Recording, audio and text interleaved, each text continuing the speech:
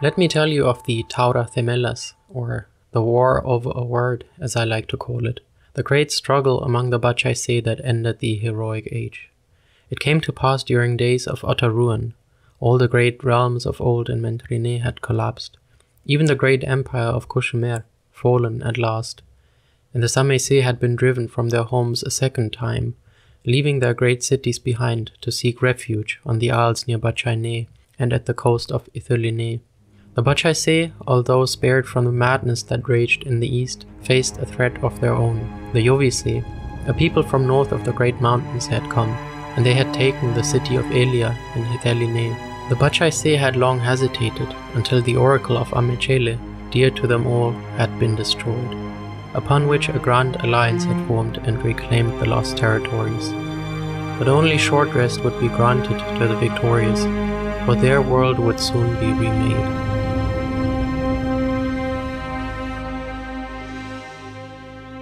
But let us begin our tale with Epheras, king of Achaea. Tall figures are said to cast long shadows, and so Epheras had lived his days, feeling that he had barely risen up to cast a glance onto the lands of his forefathers in the sun. Untie in statue, deeds and manners, they praised him, but in hours of contemplation, an irrepressible whisper told him that his labors were but a silly uprising on a road of mournful descent. On that day of grim triumph, however, it was as if the glory of first days had returned to his halls, carried by 1,000 banners. The great clans of the Bachaise had come, and they laid down their shields at his doorstep to feast with him and his kin. In rode Teretheles, king of the Minuai, who had urged him to let their old disputes rest, to protect what was their common heritage. And the call of the two great lineages had rung like ancient verdict through the lands of the Bachaise, signaling that it was upon them to prove worthy of their ancestry. Now, Achaea and Minuai celebrated their friendship, a remembrance of golden days past, but with them sat many others. They had all come, friends of Epheras from Yolitha, Palathi, Enthelis, and other great cities of the old home. The Thilenai had left their isle, and with them came their friends from the shores of Darine, where once the great voyages had begun, and their fleet was a likeness to the painted vessels of early days. The Opherai and Meliai had brought wine from Eulidine, land of beauty, and songs of red blooms and dark forests. Even the Toanai had left their secluded bay and forged a path through the murderous lands of Kabaline to witness the splendor of their brothers and sisters.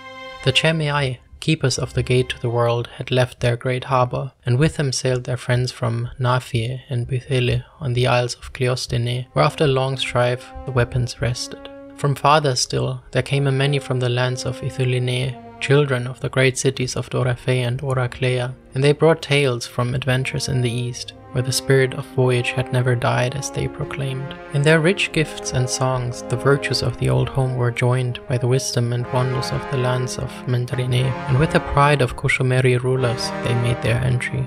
Prime among them was no king, but Enteleus Upaneu of the Sinimai, who had led his brave companions into battle against the Yovise and many foes before them. From the other side of the sea came many children of Valparine, where Bachaise and Samaise now lived side by side. From the northern isle of Saphene came the rulers of Egante, where the old customs were still strong, and their friends from Kethai, Valante and Belennes.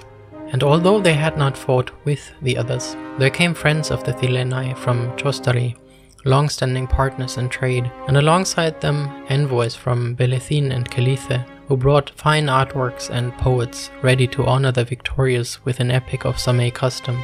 At last, the Minuai had brought their friends from the northern region of Hetheline, the Kerenai, and the Eliai, whose city had been reclaimed from the Yovise, as had been the great oracle of Amechele. And so they were grateful and offered some of their most prized possessions to Epheras and Teretheles, who had led the forces into battle, and they distributed them among the clans. They all had returned, a people united from war in the north, and their hearts were filled with memories from days of frenzy. And when they had gathered in his halls, Epheras rose, and he spoke. "Sons of the Antaise, mighty that you are, never have I hoped to witness a sight like yours, as you thundered like crimson morning over our foes, and it was as if the land had risen to wash away the intruders and welcome new spring in your arms. Second only to the great march of the Antaisee, and the retreat of the gods from these lands has been your charge, and may this renewal of our bonds stand against the end of the world. Many spiteful chatter have I lived to hear, of ill-fated prophecies, and the failing of our people, but you give me confidence that we are yet worthy of our place. And he was joined by Teretheles and many others who rose, and vowed to honor their friendship, and to never allow again for their lands to fall to lesser men. Epheras received their vows gladly, and song and laughter filled his halls above the hills of Atea, as tales of great feats were brought to many ears. On the third day, Hetoemis, wise Petheneu, came, and chanting he attended the fireside, and offered orange peels and incense to the flames ere meat was burned and wine poured out, as was the custom. On day 5 it was time for Hetoemis to prepare the Pythaea, so that the Bachaise might glimpse into what the gods held in their hearts towards their people. And it was decided that the Pelissi of Ateae and Mynoi would be used as one to brew the Pelaicha, as their friendship represented the alliance of the Bachaise. But when it came time to invite the guests, one by one, to the proceedings, Teretheles rose to protest, and towards Barathes from Jostari, among whose following were many Samesi, he pointed, asking if he intended to invite them to the Pythaea. The spoken to excused himself, saying that he was council member, not king, but that he would still speak on behalf of his city. And so he sought to explain that in the lands of Valparine it had long been custom to forge bonds between Bachai and Samei, and that the making of these bonds before the gods was to be done in the Pythaea, so that to seal their bonds of friendship, the Samei had been invited to partake in the ritual, ere he was interrupted by Teretheles. Is it not that you have turned the old customs into spectacles for the entire city, that the rites are but a mockery in your lands, mingled with all kinds of superstitions from the east? Come now, Teretheles, cautioned Ephetheo of the Chemei.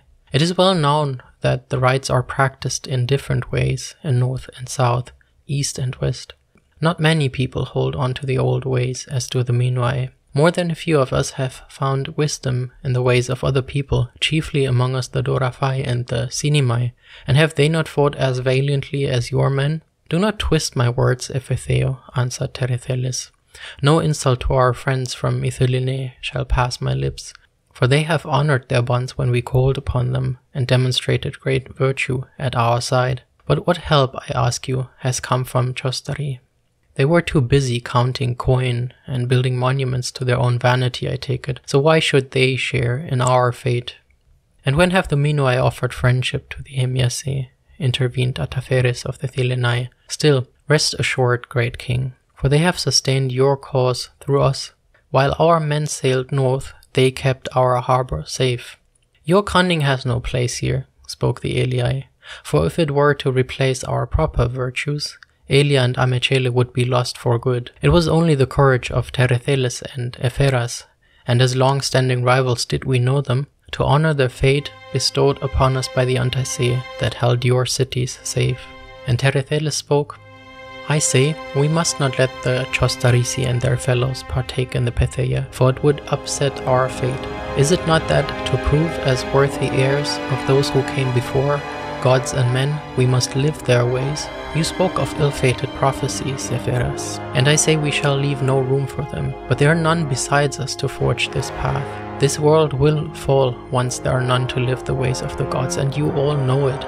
Have you not seen what doom is upon us if we fail to show resolve? Has the east not fallen, the north not collapsed? Where are the virtuous to keep the world from breaking? It is, as doom foretold, upon us and none other. Your concerns are mine, answered Epheras, and no disturbance have I sensed in our bonds, so I must take it that there is a warning. And yet it pains me that your words so spied where I had hoped for consensus. And let me ask you this, you have no bonds with the Hemiace, so how can you claim to know what only the heirlooms of the gods can reveal?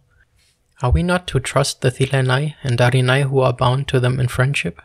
I warn you, Epheras, and my brothers, do not let enter into this communion who has no pact with the gods. For this Pythaea is not a common bond to go on voyage or to seal some marriage. It is before the gods that we come together, as a people united, and they will strike us if we show weakness. And I ask you again, my friend, how do you claim to know these things? Epheras stood before the Bachaise divided. For only the Petheia would reveal such doom, but this is what you ask me to ban them from. Let then the oracle foresee what the gods have prepared, said Teretheles. Let Amechele speak. Silence fell, until someone broke it haltingly. But the oracle was slain, he asked. Her disciple was saved. She has succeeded the mistress, answered another. She's but a child, gasped Ephetheo. On her shoulders you want to bestow the fate of our people? Don't be foolish, laughed Teretheles. A child chosen to glimpse into godly wills. A murmur went through the ranks. To some it seemed not right that Amechele was to speak, as it stood under Minua's protection, but they dared not insult Teretheles, and the Bachaise had been united to prevent Amechele's destruction. So who, if not the oracle, was to inquire into their fate? At last, after long consideration, Epheras sighed. Let the oracle speak. And so it was done. On the day thereafter, the oracle of Amechele, clad in richly colored vestments, was guided into the circle of the waiting men. With fragile steps she walked, and she was placed amidst the reverent crowd, at the foot of a richly graced altar. Once she had rested there in prayer, 2 mighty painted chests were brought, each carried by 4 armored men. These bowed and left the wooden items to her. Up stood Epheras and Teretheles and approached with careful steps. They bowed, as the others had before them, and with sincere gaze they slowly opened the heavy lids, thus revealing the pelisi of their kin. With utmost care, they carried them on velvet cushions and offered them to the child of Amechele. At last, Epheras spoke to her. Your presence dignifies my house. May we, children of the Antaise, humbly ask you, what impress you may perceive? As the keeper of this house, I ask you, what doom do you foresee should I do as Teretheles asks me? And with that, he bowed once more and stepped back to Teretheles, waiting awestruck with the others. The child looked up once more, to the bestowments and the icons, then she reached and embraced the waiting heirlooms, drowning deep in hopes and woes, in memories of a time before. A moment passed, then she gasped and she ached, and her face was grim and pulled towards the ground. Breathing heavily she rested, and tears sprinkled from her widened eyes. None dared speak as moments passed, until Teretheles was overcome with eagerness and shouted, What will the gods? What do you perceive? And with a final breath, as if returning from forgotten grounds, she rose. She turned her face expressionless, and childhood had vanished from her voice. A people reborn, and the gods have awaited, she spoke, and she would never speak again, spending the rest of her days in silent prayer. To the Bachaise, her words were a forthright verdict. Teretheles' warning was confirmed, and few dared protest as Epheras refused the Samaisi entry to the Petheia. These soon left in anger, and with them their fellow travelers, heading back to their homes in Valparaiso. As he saw their banners dwindling before his city, Epheras' gaze turned inwards, feeling once more that his life was but a driftwood on the tides of fate.